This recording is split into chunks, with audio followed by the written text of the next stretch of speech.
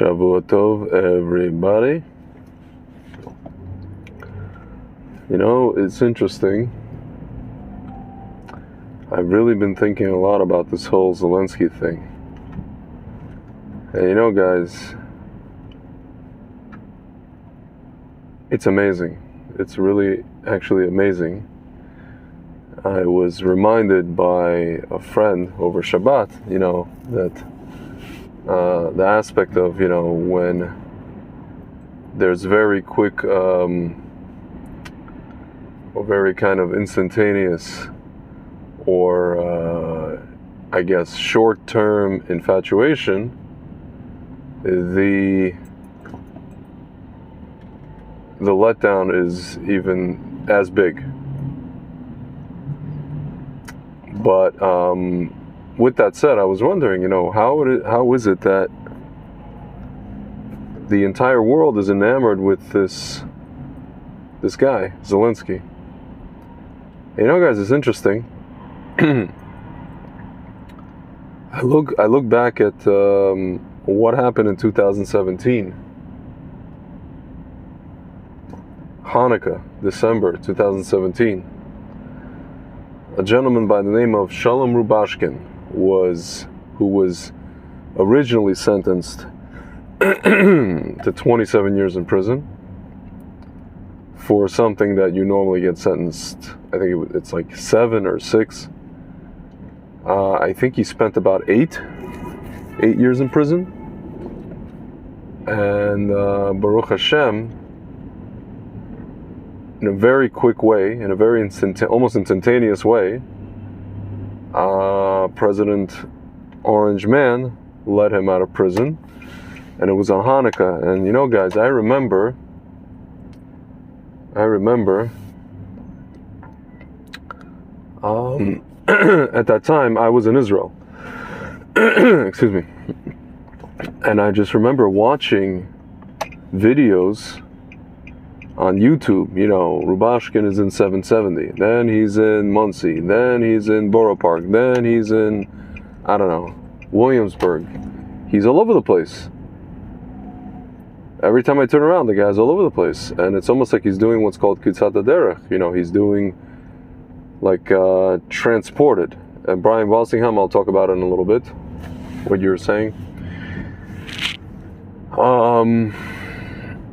And I was looking at this whole scene, and I noticed that, you know, for specifically the Jewish world, and when I say the Jewish world, I'm talking about the Torah, what I would call the Torah conscious world, or you could say the Jewish or the Torah world plus. This was a moment, what I call akin to 1/60th of Moshiach, Batel B'Shishim of Moshiach.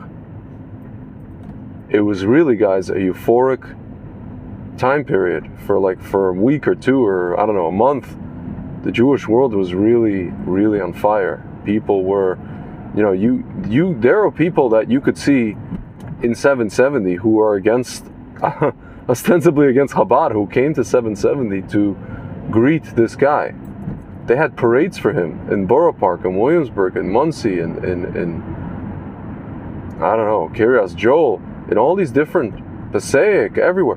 My friends, it was everywhere. In Flatbush, Crown Heights for sure. It was all over the place. There was a euphoria in the Jewish world when this guy, Shalom Rubashkin, Rabbi Shalom Rubashkin, was let out of prison. And my friends and I were like, Moshiach is coming. You know? And now, guys, you know, it's interesting. We fast forward about 4 years, a little over 4 years. And you have this guy, Jewish guy, not really part of the Jewish world. You know, his wife's not Jewish. His kids aren't Jewish. I guess you could say he's a fan of Israel. I don't know. I'm not sure. Made its speech to the Knesset. But guys, it's really interesting how seemingly out of nowhere, this little Jewish guy First of all, he becomes the president of a, I don't know, historically, a country, I don't want to say historically anti-Semitic, but a country that has had anti-Semitism as part of its history. Let's put it that way. I'm gonna give people the benefit of the doubt. They elect a Jewish guy as their president, and you know, a couple of years later, he becomes the most famous Jew in the world, with the entire world literally swooning over him, my friends. Swooning.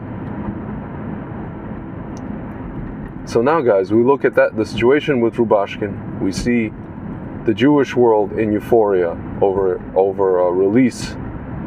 You know, seemingly like it's almost like a Yosef story. You know, from wrongful imprisonment and miraculous release. And now we see this guy. You know, my dad's friend put it.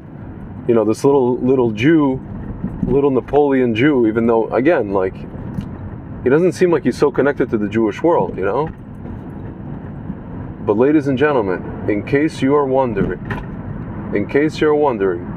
what this whole Moshiach era is going to look like, it will have the euphoria that we had when Shalom Rubashkin was released, and it will be a thing where the non-Jewish world, where the whole world, you know, England,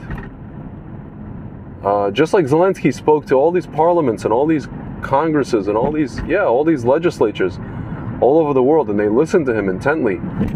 In the same way that happened, guys, Moshiach will arrive, and the whole world will listen to Moshiach on simulcast. It won't be like, he won't be speaking, you know, one day he's speaking to UK, another day he's speaking to Japan, another day he's speaking to Knesset. My friends, he will speak to the entire world simultaneously, and we will have 60 times the euphoria. The world will have 60 times the euphoria that we had when Rubashkin was released. That is what it's going to look like. So in case some of you guys are wondering, what is Mashiach going to look like? That's what it's going to look like, guys. Multiply it by 60, and that's what it's going to look like. And he's going to be talking to the whole world, and the whole world will be enamored with him. But it won't be like a thing of like, you know, this. It'll be a real thing, guys. It won't be some political thing. It won't be some fad, you know, some social media fad, or maybe it will be on social media. Who knows? Maybe that's what social media was, you know, made for ultimately, right? But it won't be like this thing, virtue signaling, you know, guys. It won't be like that. It'll be something that's real. People will recognize it. They will recognize it. You can say, half the world will not accept. They'll accept. Eventually they'll accept, guys. But guys, it's really amazing. You look at what's going on. It's really incredible. The whole world is enthralled. And it makes you wonder, right? It really, really makes you wonder, guys. So my friends are writing about this whole attack, and today was Hadera, I believe. See, guys, here's the thing. You know, you should read this book by Rabbi Kahana called They Must Go. He was talking about, he says, you know, you guys are talking about Judea and Samaria and this and that and the other, you know, external enemies. Guys, he goes, why are you getting this twisted? You know, we have our own supposedly people who are citizens of Israel. You think they're friends? You think they're not a threat? Guys, look what happened. We had Beersheba. We had other instances before in history. We had Beersheba, I think last week or the week before. Today we have Hadera. Guys, Hadera is like the center of the country, guys. Slightly north of Tel Aviv, just between Tel Aviv and Haifa, or between Tel Aviv and Netanya, guys. My friends are saying, yeah, may their family be comforted and mourn Zion. Yeah, also may their blood be avenged. 4 murdered, 10 injured. Guys, I mean,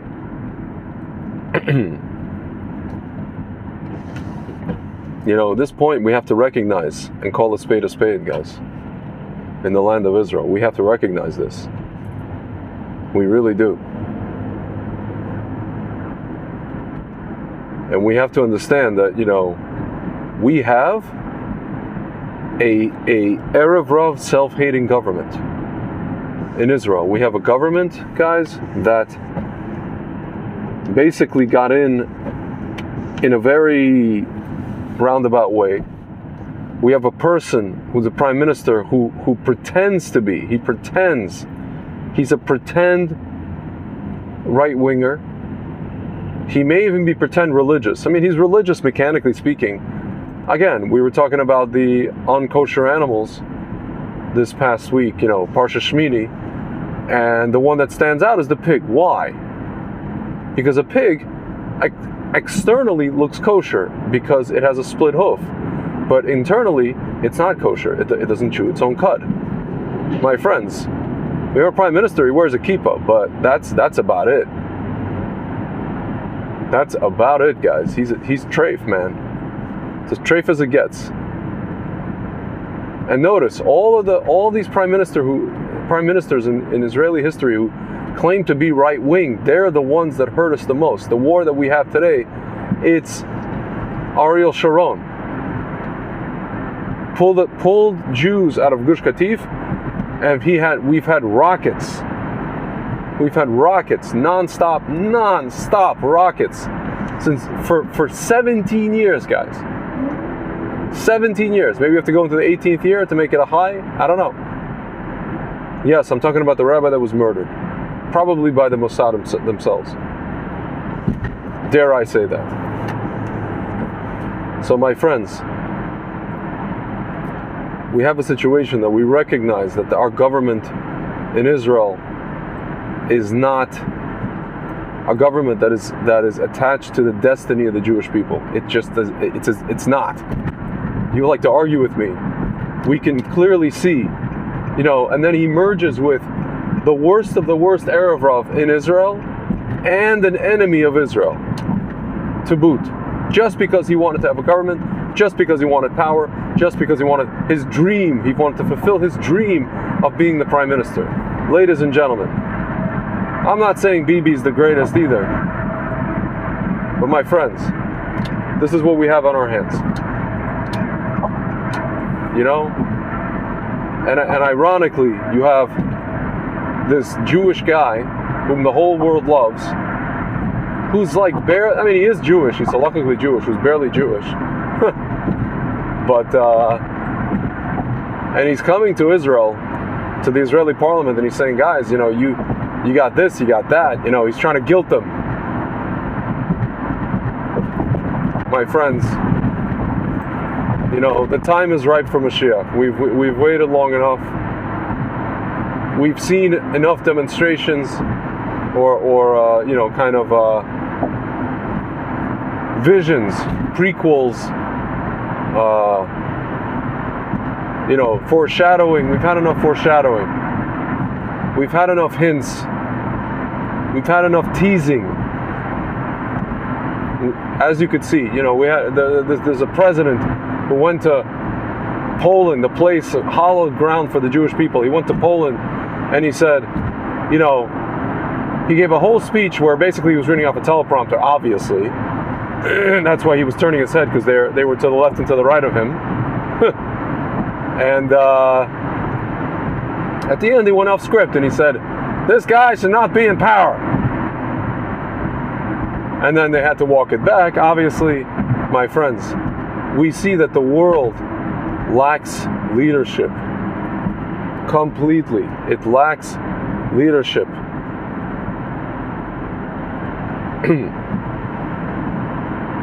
We need a real king, a real leader. I'm not even talking about Orange Man at this point.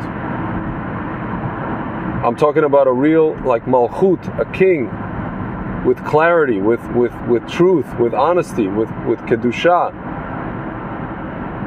You know, my friends, I'll end on this, on a bit of a humorous note. You know, guys, I guess since I started being what's called more Torah conscious, I started looking at the world through a Torah lens. we'll say like 10 years ago or 9 years ago, you know, every time I see the Oscars, all I can think of is the golden calf or a golden statue. You know, all I can think of is Avodah Zarah, idol worship, you know? And of course, Hollywood is founded by Jews, so it's no surprise there. Erev Rav, more Erev Rav. So guys, you know, it's funny. You guys probably heard Sean Penn came out and he said, and I'm not. He didn't say it in these words. I'm just saying the way it is. If you don't invite this Jew to speak to the world or to speak to America during the Oscars, because you know he's an entertainer and he's a Jew and he's funny and he's a comedian, and the only reason he was elected was because they wanted to see what a television former comedian president, how he would be like as a president in real life. If you don't invite this guy to speak at the Oscars, you know, one of the most televised and watched events in America every year, I'm going to smelt my Oscar statue down.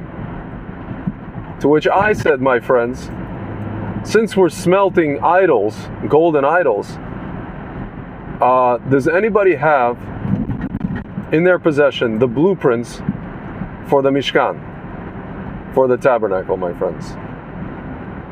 If you do, let me know. My friends, we can't have any more simanim, any more signs than we've already had in the last, I don't know, 10 years, 15 years, 20 years. Definitely since we got back Jerusalem and Judea and Samaria in 1967. So guys, with that said, tonight, B'ezrat Hashem, my friend Ephraim and I are going to talk about 67. It's going to be episode 67. And we're going to talk about just that. We're going to talk about 1967, what happened in 1967, what it meant for the world, what it meant for the Jewish people, what it meant for Israel, and, you know, what's been happening since then, and where we are going forward. Anyway, guys, B'ezrat Hashem, before that conversation happens, maybe Moshiach will come, and we won't even need to have that conversation, but you know, Has v'shalom, if he doesn't, we'll talk to you very soon, or we will have that conversation very soon, and you got to hear that conversation. And this week is, you know, we have 1, 2, 3 episodes we're going to do in the run-up to episode 70, which, B'ezrat Hashem, we will record in down in Miami, where my friend Ephraim makes his home. And yeah, that'll be that. Anyway, guys, looking forward, and I think we had just about enough signs, and we need the king. All right, guys, I'll talk to you soon.